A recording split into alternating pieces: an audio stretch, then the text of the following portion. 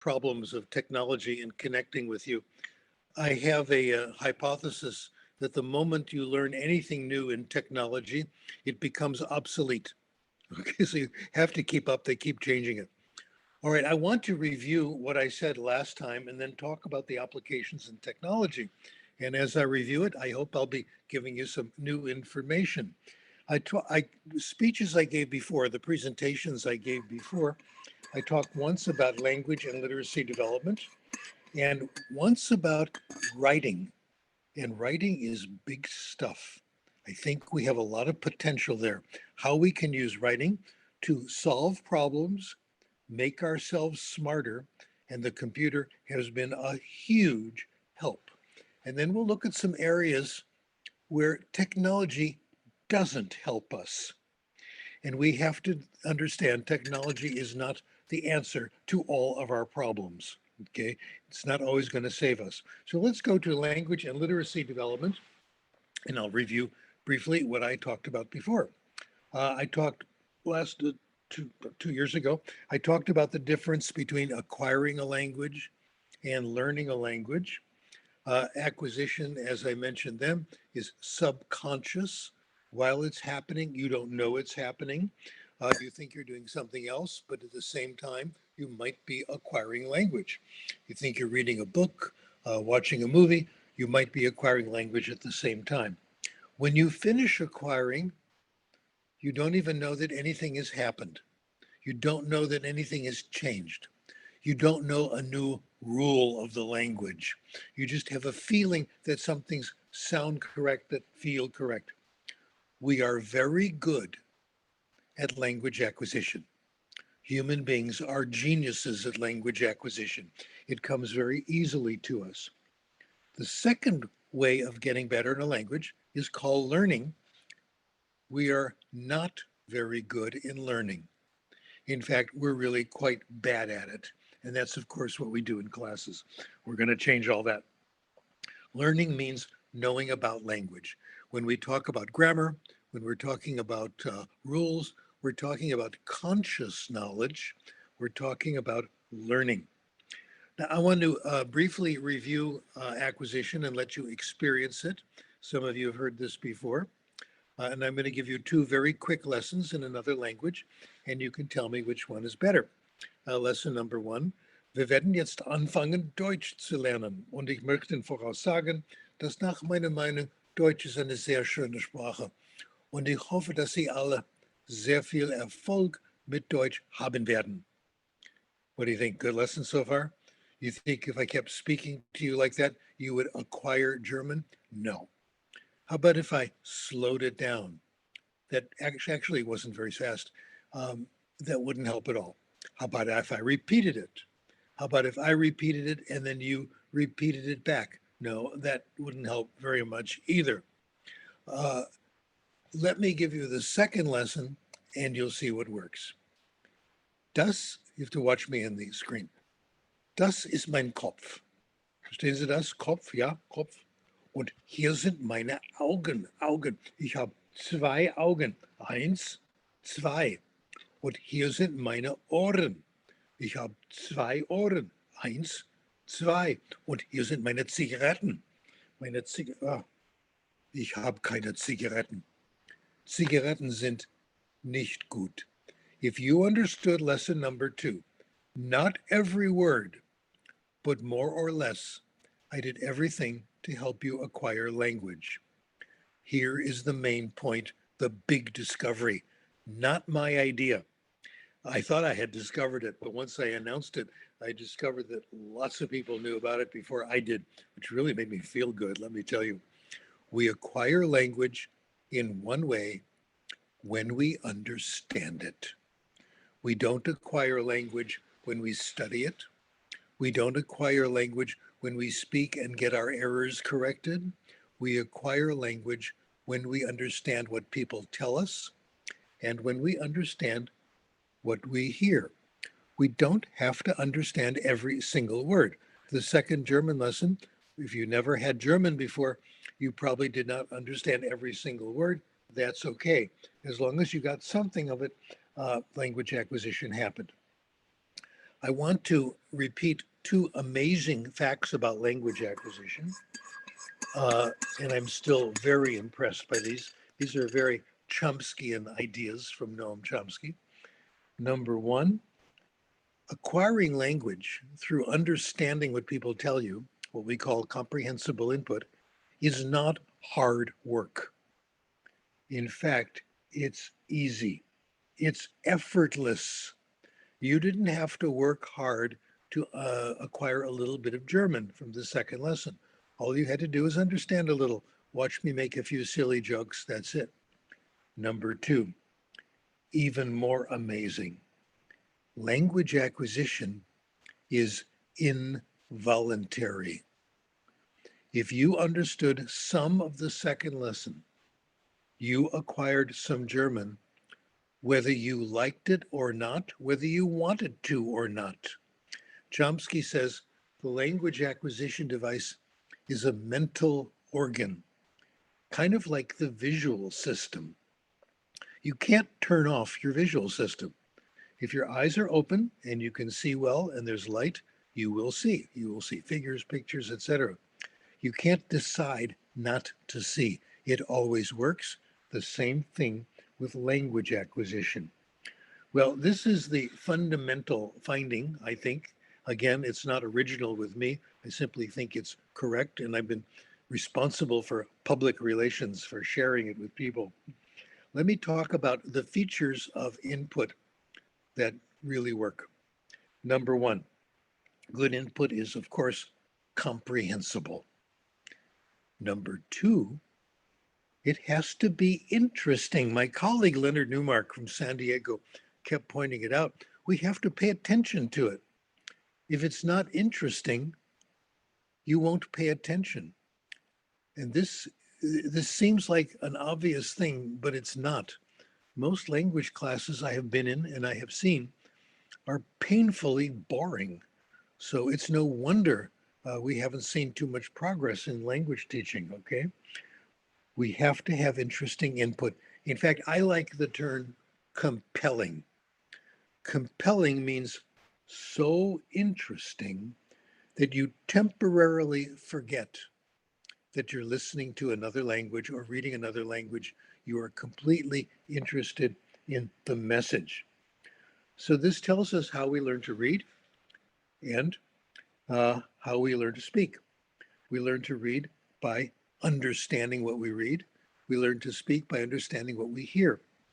The ability to speak and write is the result of language acquisition. All the classes I have seen, etc., they make people talk right away, correct their mistakes. No, that's the result that comes later, okay? Speaking is the result of language acquisition. So is writing. There's a lot of research on this, and it's in my books and papers, and I've made as many of them as possible free of charge. All you have to do is go to sdkrashen.com. Let me repeat that, sdkrashen.com, and you can order several of my books and quite a few of my articles, and I'm constantly trying to add to this all the time.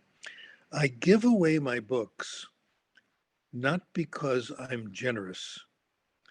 I give it away because they're too expensive. Nobody can afford them. I can't afford all the technical books. I cannot afford all the journals.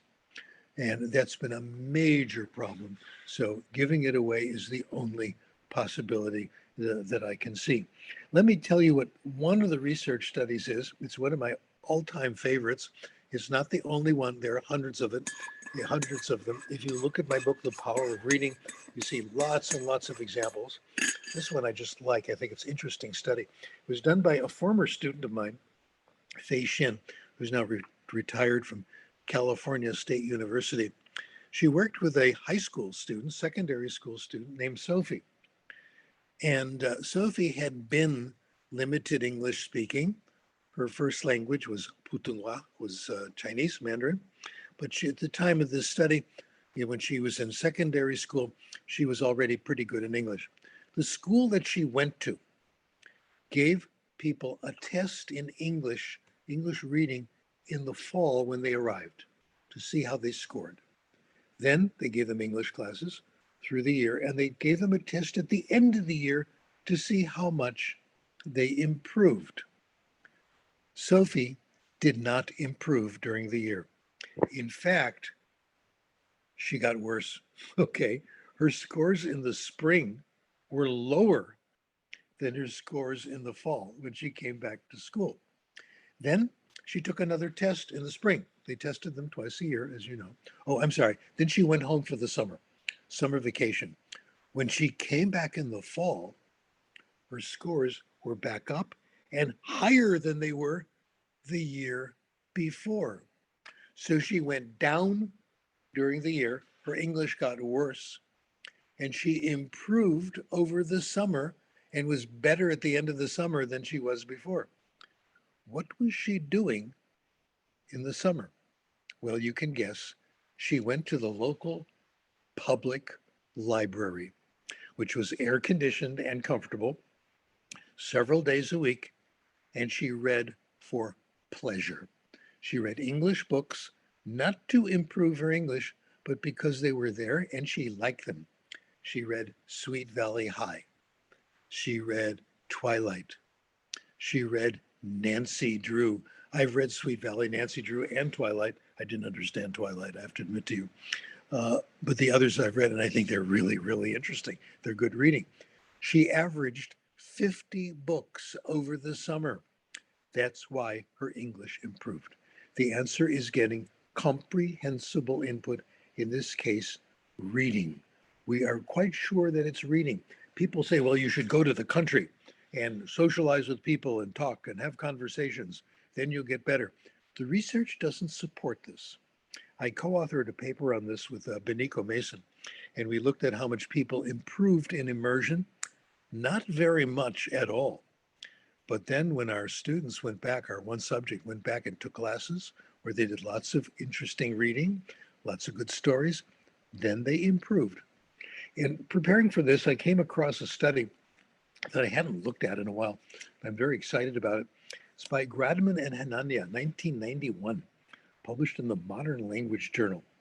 They looked at university students, international students, English as a second language, and they looked to see what caused them to improve, what predicted scores on the TOEFL examination. The amount of speaking that they did outside of school didn't help. In fact, it was slightly negative. Their overall exposure to English outside of school didn't count. It was slightly negative. The amount of pleasure reading that they did, self-selected pleasure reading, was a positive predictor. So it's not just input, it's comprehensible input, interesting input, and a great deal of it. That's not all. That's some of it. That's not all, but it gets even better. Reading is a gift that keeps giving all the time. The last couple of years, I have discovered a lot of research that shows, I think very convincingly, reading gives you language, yes. If you read a lot, your language gets better, your spelling gets better, your vocabulary gets better, your writing gets better, your grammar gets better, all those things. But something else gets better. People who read more know more. They know more about everything. And mostly these are readers of fiction. Isn't that interesting? Reading fiction gives you more knowledge of just about everything. Gives you knowledge of science, of history, of technology, just about everything. Turns out reading fiction is very good for you. Two researchers, Stanovich and Cunningham, published a paper. I just discovered it about a year ago. I read it. I was absolutely astonished by it. I wrote my colleague, Jeff McQuillan. I said, have you seen this paper? He said, yes, it's wonderful. So we're the only ones who knew about it. Now I want everyone to know about it. Here's what Stanovich and Cunningham did. They took university students and gave them, these are English as a first language, they gave them tests of subject matter. They gave them tests of science. What do the lungs do? They gave them tests of history. They gave them tests of geography. Where is the Panama Canal, etc. Tests of general knowledge. Then they asked them questions. One question was, are you familiar with contemporary novels and movies? Have you heard of Maya Angelou, for example? Questions like this. Those people did better on the tests. People who are more familiar with popular novels and good movies knew more about everything. Then they looked at their high school grades. High school grades did not predict how much you knew about the world. Reading for pleasure was a much better predictor than hard study, working hard. In this case, the path of pleasure is more powerful than the path of hard work. By the way, you might be interested in this. Researcher named Alfie Kohn wrote a book called The Homework Myth. His conclusion, not only doesn't hard study help, but homework doesn't help. He found no effect for homework. Students who did more homework in first grade, third grade, all the way through, did not do better in anything. They didn't do better in school. They didn't know more, etc. He found a tiny, tiny effect for older students, but when he did better statistical analyses, multiple regression, etc., excuse me, sorry, that disappeared as well. So reading for pleasure, what we're in favor of, Alfie Kohn recommends, less homework, more time in the library, reading for pleasure. The people you know who know the most about the world are people who read for pleasure. I found this out a few years ago, I'd say about 15 years ago, when I was on jury duty.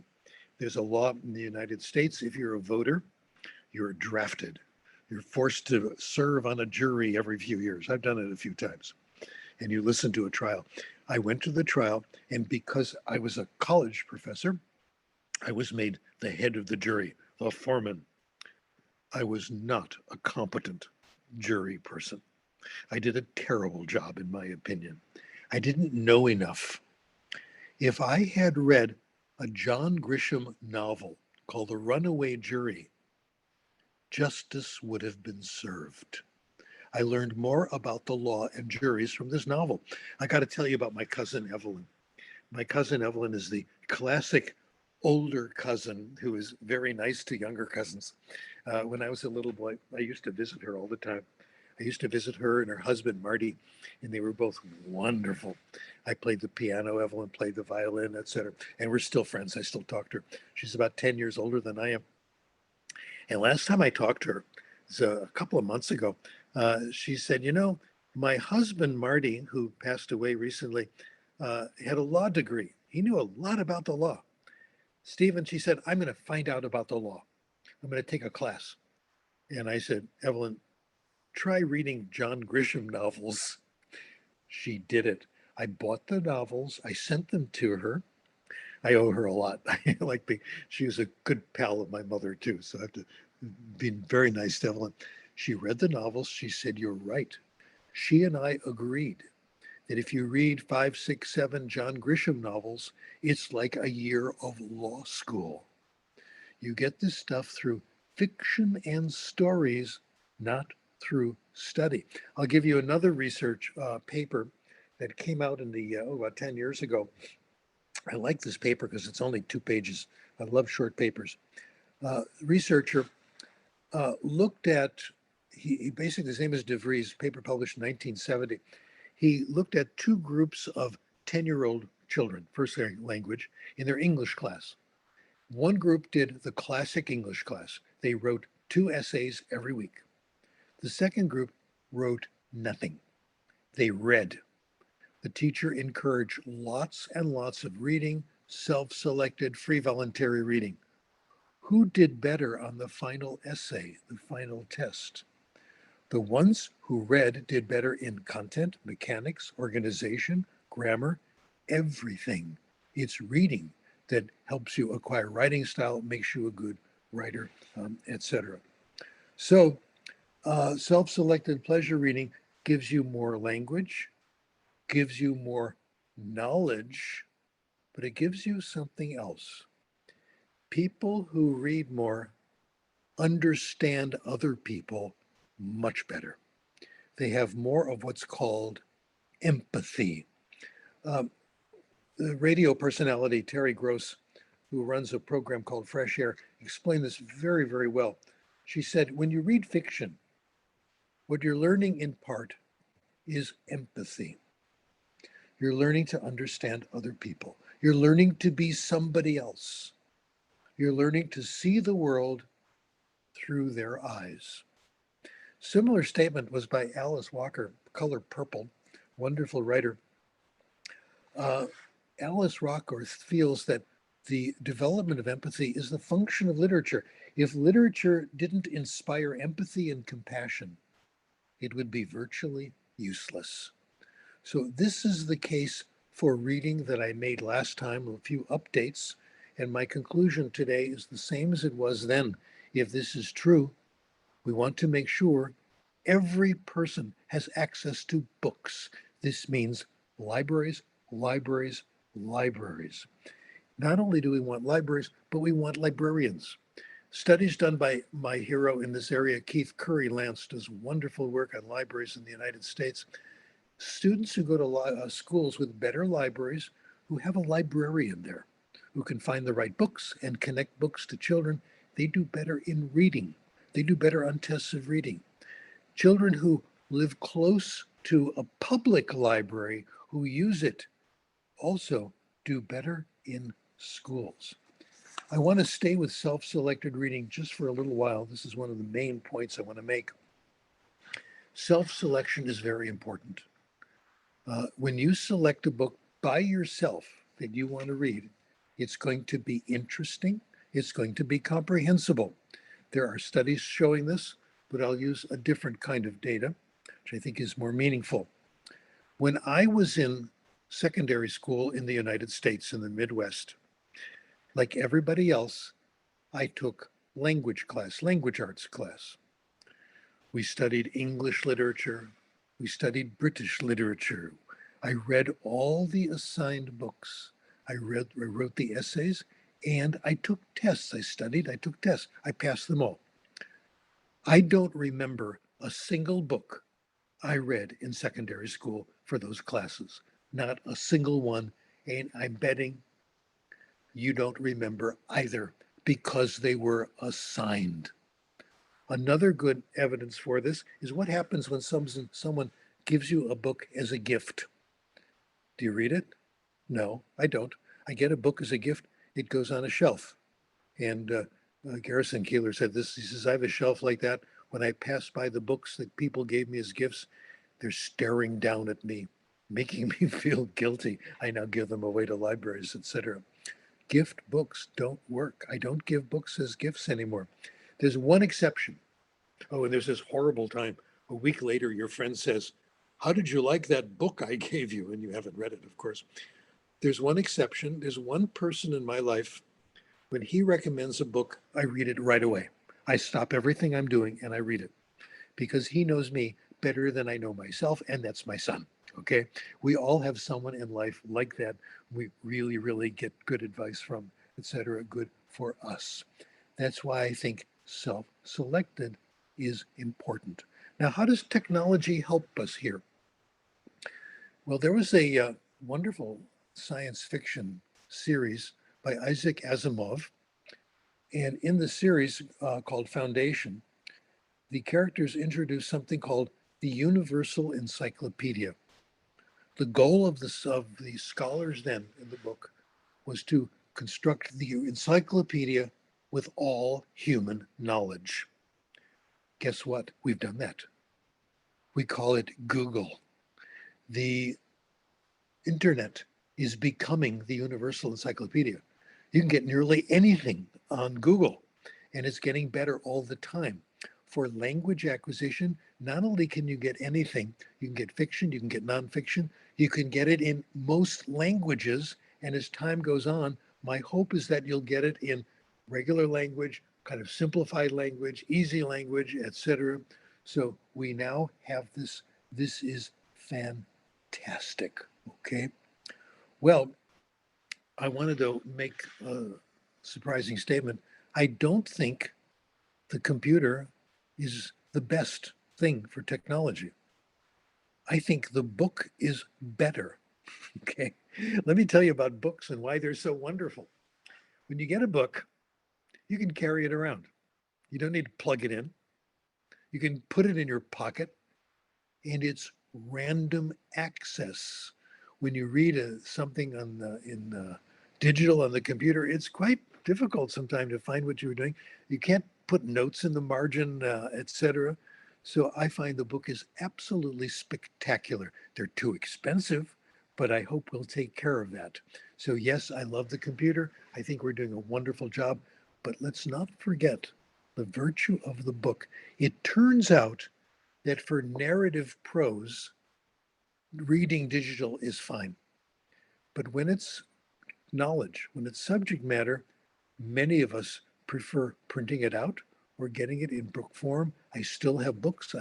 I can pick up a book that I read 20 years ago. I look at my notes in the margin and the whole thing comes back. It's a little tougher to do that on the computer, and paper costs a lot of money these days. Okay. Okay. So it's not, let me talk about the rest of technology and what it can do for us. The last presentation I gave you, I talked about writing. Here's where I think tech is fabulous. Tech is making us smarter than we ever were in the past. And I'm very disappointed, worried that we're not taking full advantage of the word processor. The word processor has changed my life. But in order to understand how tech can help us out here, we have to understand how writing works and how it helps us. Let me begin by telling you about a guy named John Tate. My son and daughter-in-law met in graduate school in mathematics, University of Texas. And one of their colleagues, my son and his wife are now math professors. Can you imagine? He's the real Dr. Krashen. I am a pale imitation compared to him. I'm going to be like him when I grow up. Okay.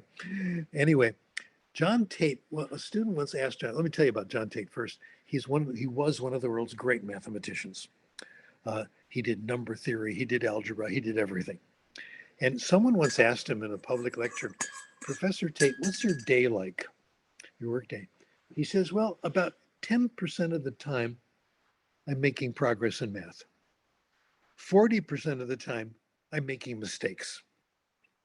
And 90% of the time, I'm thinking, how can I be so stupid nearly all the time? This is what writing is like for all of us. The difference between me and most of you is I understand it and accept it. Here's what happens in writing and why we can do so much better if we understand how technology can help us. I have writer's blocks all the time. You do too. My whole day is one writer's block after another. Let me tell you something. When you get a writer's block, be happy. It means you're about to learn something new. I'll tell you the secret of overcoming writer's blocks or taking advantage. When I start writing, my first writer's block is right away, just like John Tate. I get it all the time. What do? I know what to do about it. I stop and I take a very quick break, a mindless break, where I do something that requires no creative thought. I don't work on something intellectual. I do something mindless. I wash a few dishes. I put away some laundry. Okay. I do stuff like that. And it's only 2 or 3 minutes. I go back to my writing and the log jam, the problem is a little bit looser. I see better connections. I see a way out. I make tiny bits of progress, sometimes a major progress where I have something really big. So the sequence, the true composing process, start writing, have a block, happens right away. Take a break, do something stupid, easy. and clean up your house. That's how it gets done. We call this the inauthentic labor of life. It's also called shit work. Okay. And you can clean up your house while you're doing it. Go back at the end of the day and repeat the process again, again, and again. I do this all day long, right? Writer's block. Take a break. When you take a break and you do something mindless, your subconscious mind will help you solve the problem. I read this in a book by Graham Wallace, 1926. You have a lot of hard work, you find a problem, take a break, do something silly. This is what I do. I used to travel a lot. I don't travel anymore. I used to spend a lot of time in hotel rooms. Here's the secret life of Steve Krashen in hotel rooms, okay?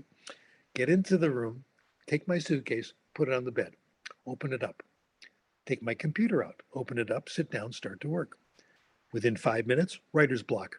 Go back to the suitcase, take out 2 shirts, hang them up, okay? Go back to the writing. At the end of the evening, I have unpacked the bag. It's neat, clothes won't get wrinkled, and I've made progress on my manuscript because that probably happened 20 times. I worked this morning for a couple of hours, writer's block after writer's block after writer's block. I had an interview. I'm bragging now, name dropping. I did a webinar with Noam Chomsky. Can you imagine? That was exciting. Wow. We agreed on this. There's nothing wrong with being wrong. Isn't that remarkable? That means you've got a block. You've got to solve it. We discussed the case of Eric Lenneberg. I did my dissertation showing Eric Lenneberg was wrong, okay? He claimed that, I was into the brain then, that you have the right side, the left side. In the beginning, it's all pushed together. And then gradually, language goes over to the left, spatial relations to the right. And the journey is done by the time you're in puberty, by the time you're 12, 13, 14 years old. And that's the beginning of accents. Wrong. I looked at the research, brain research. I found the two sides became different much earlier, like 5 years old, sometimes even at the beginning. And I wrote Lenneberg. I said, by the way, you're wrong. He wrote back and said, I know. I found that out. Thanks for the help. But Chomsky and I agreed on this, and I told Lenneberg this. You were being wrong was a brilliant hypothesis. Thinking this was that this is the beginning of accents turned out to be wrong, but it pushed us ahead. I found out that the left and right side of the brain were not the source of accents. We had to go look elsewhere. So Lenneberg did a good thing. There's nothing wrong with being wrong. His being wrong helped us find a new avenue, a new explanation, a better one. I'll kind of conclude this now by quoting Saul Bellow, who said, I have two kinds of revisions. One is little things. I see a poor spelling, wrong choice of a word. The other is a new idea. I like both of them. The second one is fantastic. It is rejoicing. It's wonderful. Another scholar said, many writers, average writers write, good writers rewrite. Isn't that nice? When another writer said, I forgot his name, he says, I'm not a good writer, but I'm a really good rewriter. And that is really where it's at. So once we embrace this, then we see how the computer helps us. That word processing is fantastic. Very few people do this. I look to see what writing class is. Writing class should be all about rewriting and how wonderful it is, and it's not. Okay. Let me now talk a little bit about a place where the computer won't help us, technology won't help us. I'll tell you a story. A long time ago, 20 years ago, I guess, I was invited by a wealthy Los Angeles businessman to visit him in his home in the Hollywood Hills. He sent a car for me, a chauffeur. This guy had a lot of, I don't remember his name, why he was wealthy, but he brought me up there. He was from Germany and he had a very slight German accent. He said, I want to get rid of my accent and I'll hire you to do that. And I told him what I'm about to tell you, that there's no technical cure for it. And I gave him a path out, which I'm going to tell you. He said, no, that's no good. So how about if I told you, we'll set up a computer, we'll have you speak into the computer, there'll be a spectrograph that'll show your accent, and we'll compare that to a native speaker, and we'll see how close you can get. He said, yes, that'll do that. I said, it won't work. He asked me to leave. He kicked me out of his house, basically. He was going to pay me, I'm sure, a lot of money. Okay, but it was phony. Let me tell you what the theory is on accent, why tech has nothing to do with it. This experience happened to me when I was teaching in Ethiopia. Four good things. This conversation happened to me in Ethiopia. I was a Peace Corps volunteer. Okay, number one, I met my wife. She was teaching in the same school. She's from the United States. And after 56 years, we're still doing fine. So that's wonderful. I learned to speak Amharic, a Semitic language, which pushed me a little farther along on my road to my career. And let's talk about drugs. I had my first cup of coffee. I had had no coffee in my life because mom was a coffee drinker. We were told in those days coffee's bad for you. I came to school one day completely sleepy. I had coffee. I woke up. Life changed. I went from a failure to an academic success. And that wonderful teacher on the faculty member, Mrs. Saeed, I'd like to find her someday, give her a big hug and thank her for this, okay? A double espresso was my first cup of coffee, and it's been working. It's been wonderful. David Letterman, the comedian, said, without coffee, I have no trace of a personality. It's pretty much like that. So in Ethiopia, I met at school a guy who was working for the British Embassy, and we were chatting, and he was telling me about his experiences studying French in secondary school. He said it was horrible. He said we had to take a final exam. This is talking about his experiences as a teenager. He said I had to speak French in front of 4 native speakers of French, have a conversation. That was the examination. For a sensitive teenager, that was hell. He said, I know what I'm going to do. I'm going to insult them, show them that they're fools, okay? And that I hated them. I hated their French classes. I hated everything about France and French. He came in dressed French. He had a beret, okay? And he used what he thought was an exaggerated French accent. He said, ah, bonjour mes amis, je suis très content d'être ici avec vous. Comment ça va? The teacher said, hey, that's pretty good. Why didn't you talk like that when you were in my class? He didn't do it. He wouldn't do that in real life. He wouldn't do that because he'd feel ridiculous.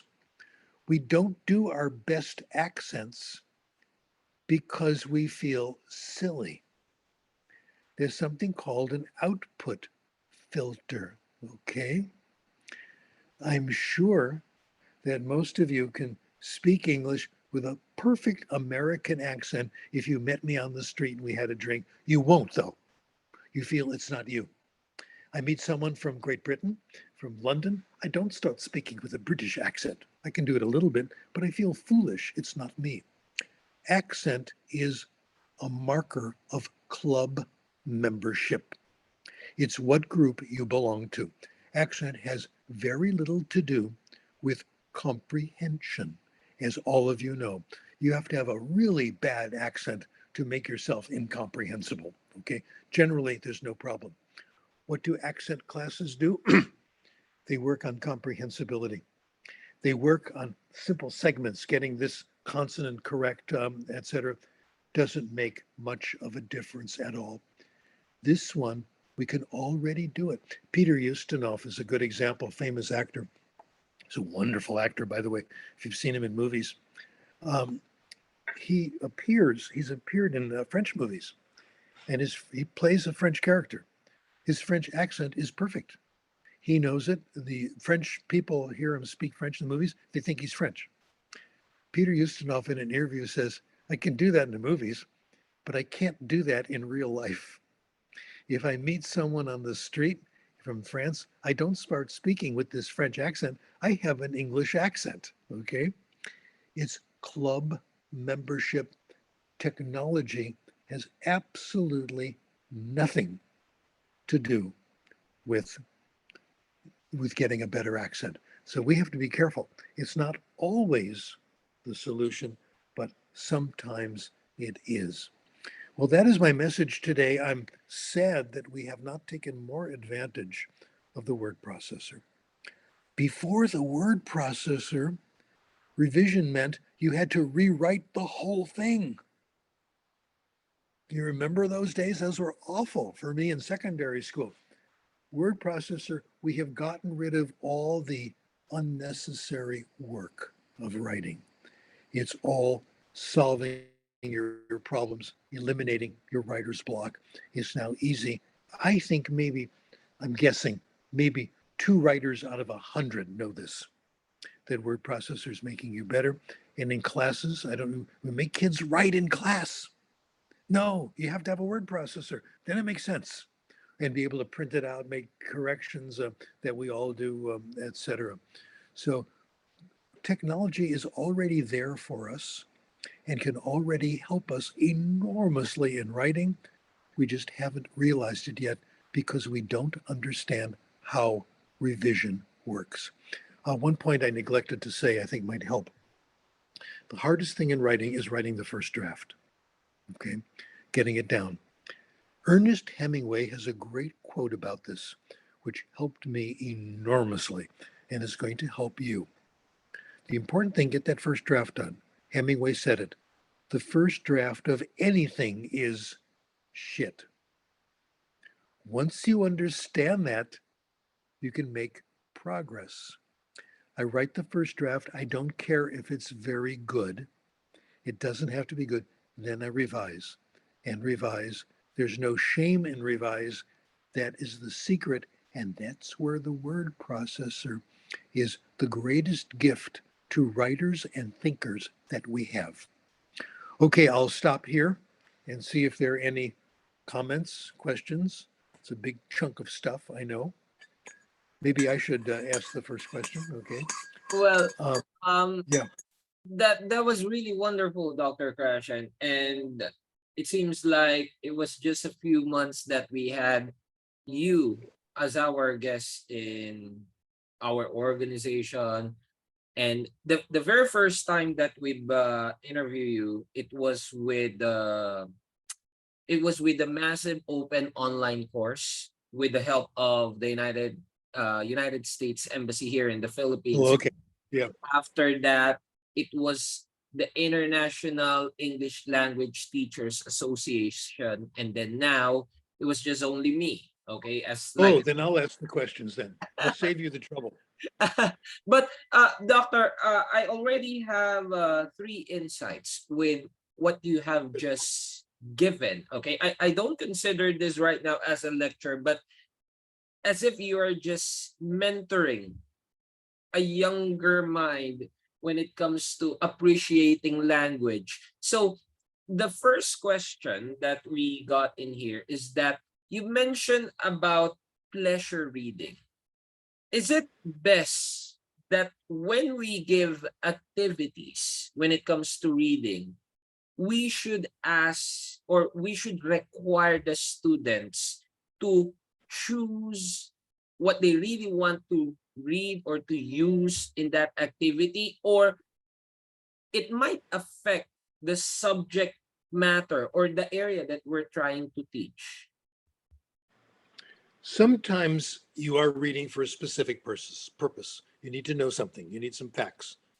But most of our reading, I would say, no activities, nothing. Read it because you like it, you want to read it, and then go to another book, go to another story, go to something else. I don't write something down after I read something. If I had to do that, I would never read.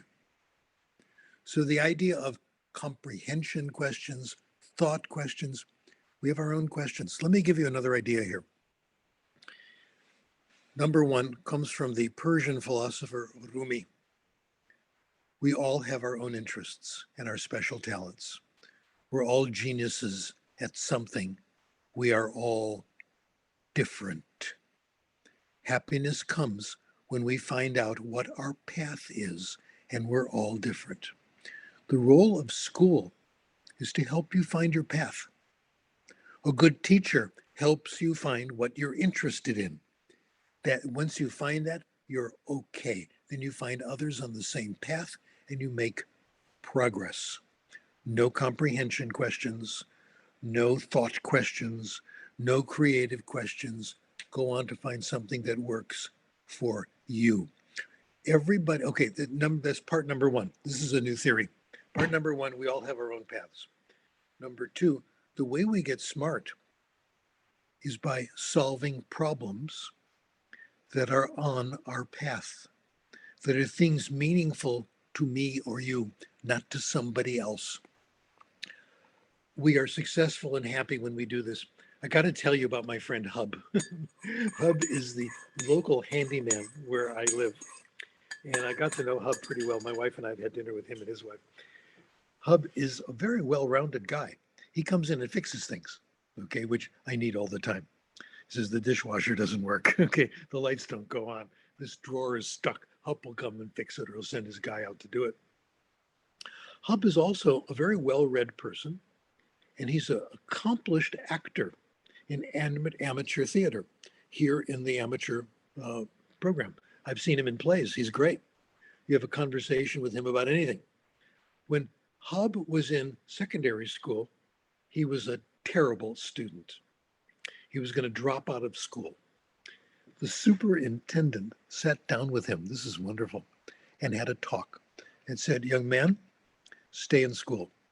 Take any classes you want. Doesn't matter if they're required. I will make sure you graduate secondary school if you take the right number of classes. Hub went back to school. He took carpentry. He took electrical repair. You see what I mean? He took automobile mechanics. That's all he did. He was thrilled. Today, he has realized his potential. And it's his superintendent who got him to follow his path, his own path. And as Hub solved problems on his path, he grew intellectually. I keep promising Hub, I'm going to write an article about him.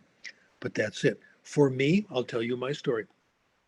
Not only didn't I drink coffee, that was part of the problem, but I didn't know what I wanted. I took the classes everybody else did.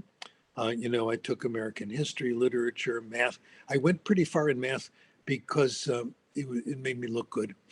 I was showing off that I could understand calculus.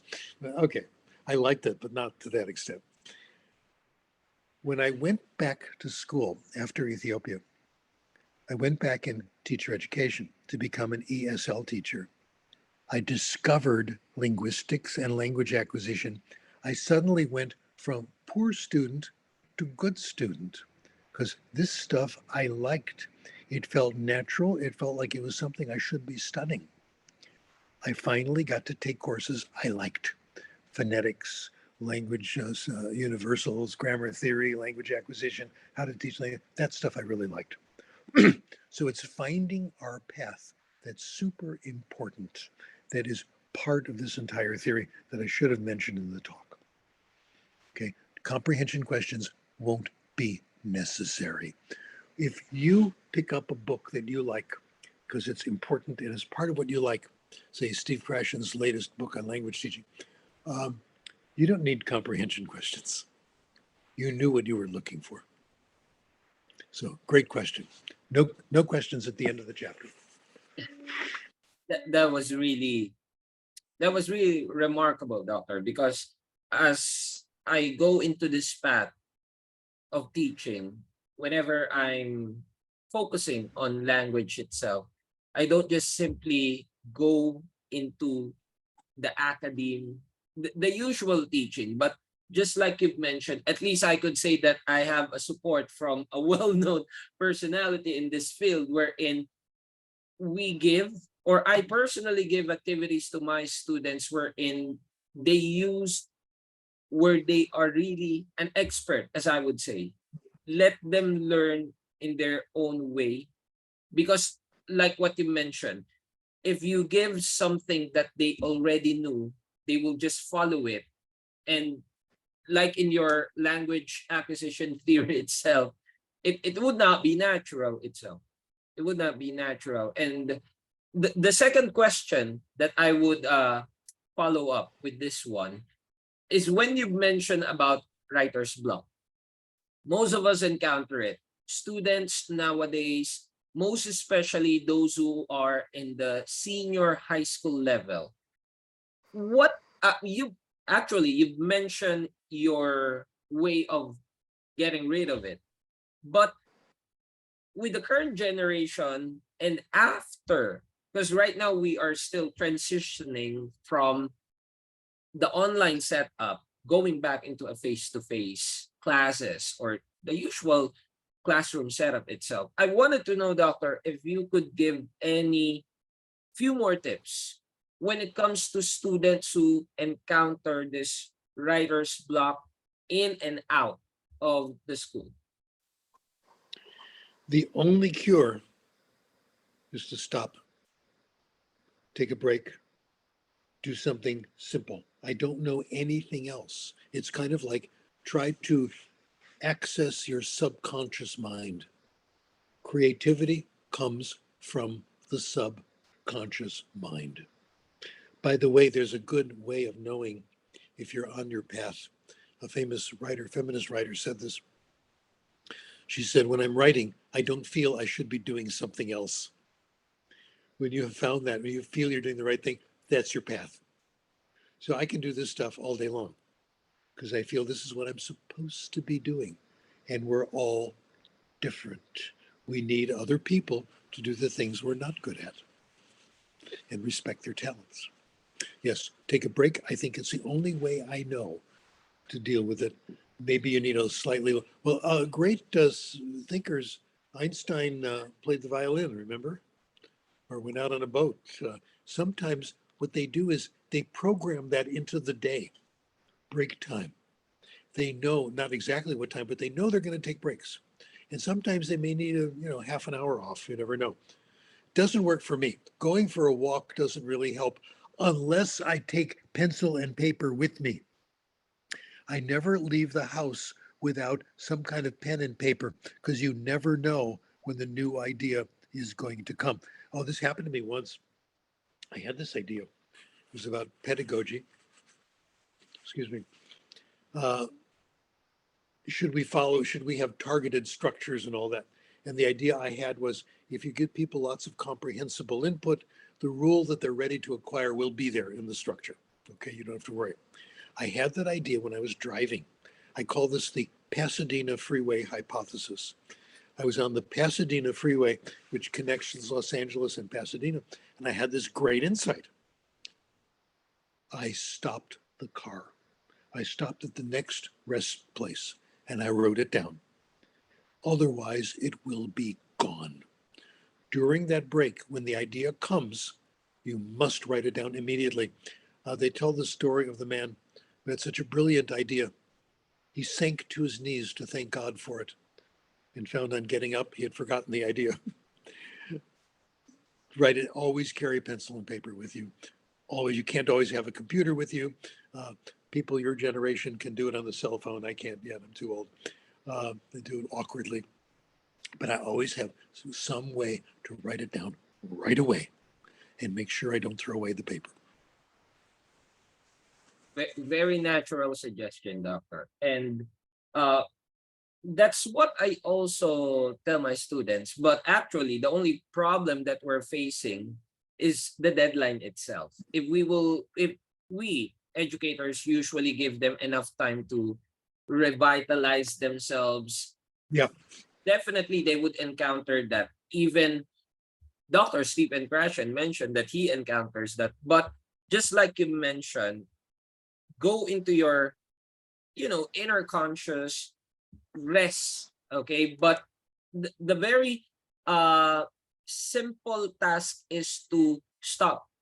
Like you mentioned, stop, you take a break, do something that would allow me to say this, Dr. Krashen, enlighten yourself again. And once you are back into that path, continue it. And I also enjoyed right now what you mentioned is to bring pen and paper, because me personally, I enjoy using technology, but nothing beats a pen and a paper a simple, a notepad, a pen, or a pencil, because definitely it would help you. It would help you execute everything. And like you mentioned, if you forget it, there would be a loss, not just for yourself, but for those who will be benefiting with the idea that you have, which is Let's really, talk about, yeah, let's talk about deadlines and how to deal with them.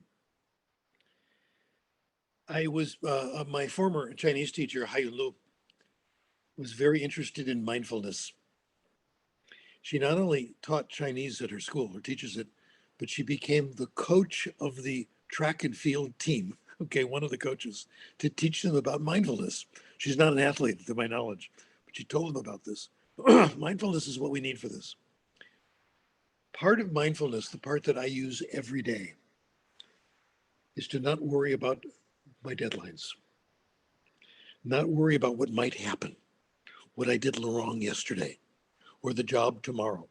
She tells athletes, if you're hitting the baseball, don't worry about when you struck out 3 innings ago. Don't worry about what's going to happen next. That one pitch, that one instant now is what counts. When you have a deadline, try your best to forget it. Pretend you have all the time in the world. Then you get done a lot faster. I go through this mindfulness exercise every single morning. I repeat to myself what Coach John Wooden said, the UCLA basketball coach. Don't let what you can't do stop you from doing what you can do. Forget what you can't do. Say, I'm going to do this. And the rest of it doesn't exist. Pretend the deadline doesn't exist. You'll be done a lot faster. The idea of writing so many words per day is not a bad idea, by the way. So if you have a goal of, I'm going to write 1,000 words a day, 600 words a day, I do that sometimes. But I focus only on those 600 words, not on the whole essay, not on the book I'm writing or whatever. Just today's little dose is all that matters. And that is something we need to focus on. It's hard to do in the beginning, but I'm getting used to it and it works. There's a deadline, forget it. That's my advice. that's really wonderful. And um, I think I could give the follow-up question with regards to that one, because another idea that you've shared with our lecture for today would be the word processor. It The it what? the word processor, doctor. The word processor. Okay. Yes, because the explanation that you gave right now, don't mind about the deadlines, but focus on what you're going to do. We are helping our mind, which is considered as the greatest processor that even technology cannot beat, because the mind is the one who processes technology.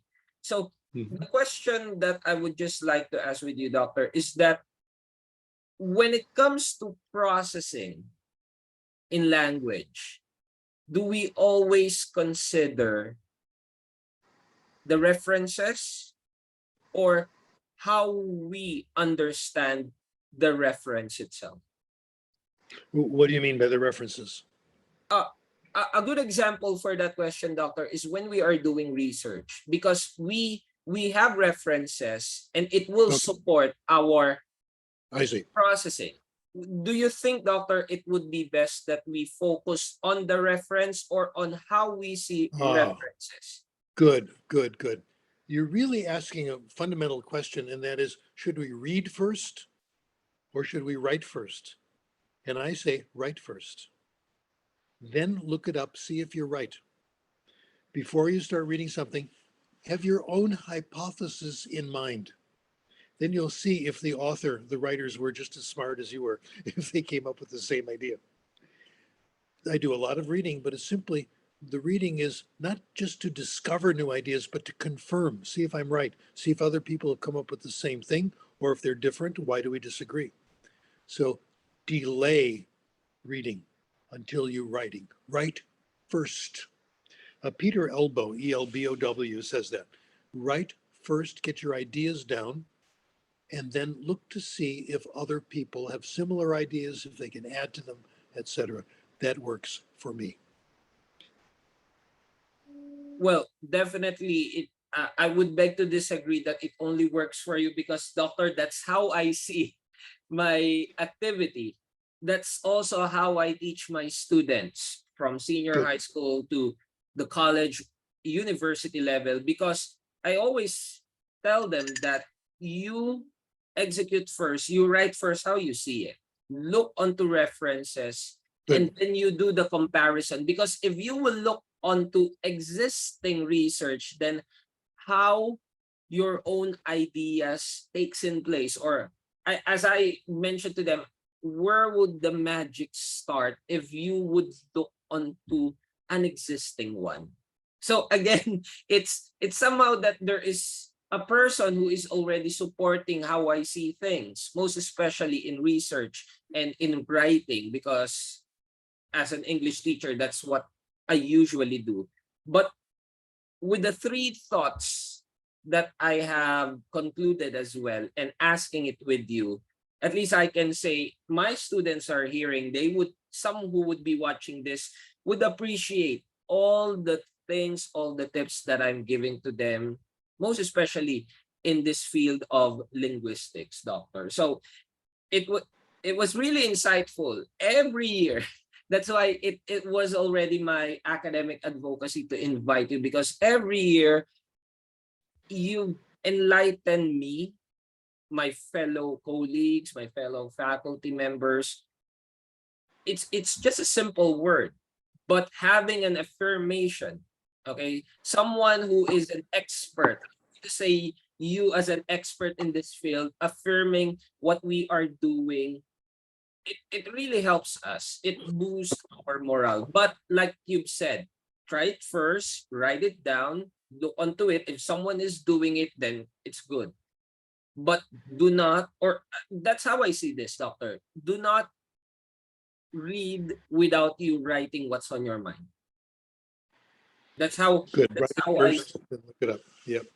that's how I see And it. read the old authors too, the old ones. There's sometimes wonderful things.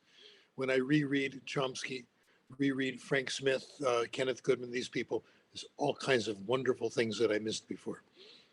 Wonderful. That's really wonderful, Dr. Krashen. And before we end your fantastic lecture again, would there be any few words that you would wanted to leave to the viewers and to those who will be watching this lecture session with you, Doctor?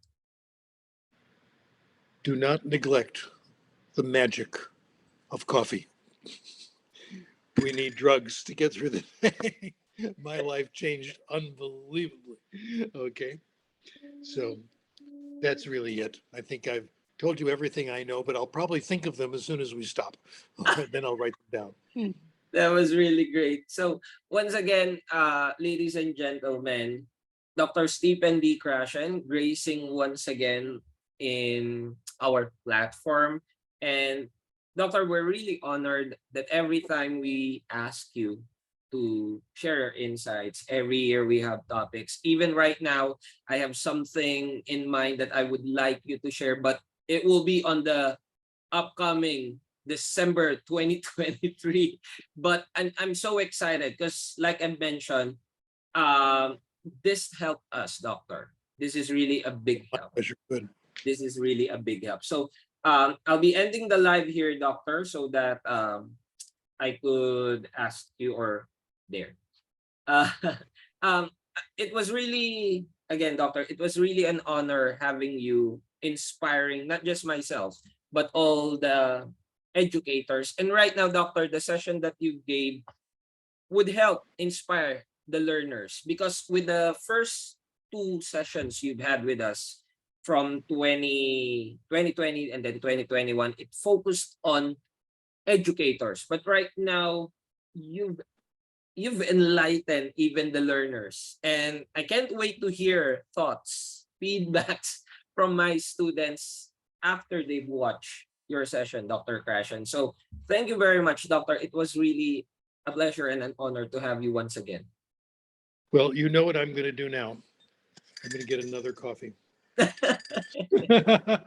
you, Doctor. It's not the typical webinar that you usually do.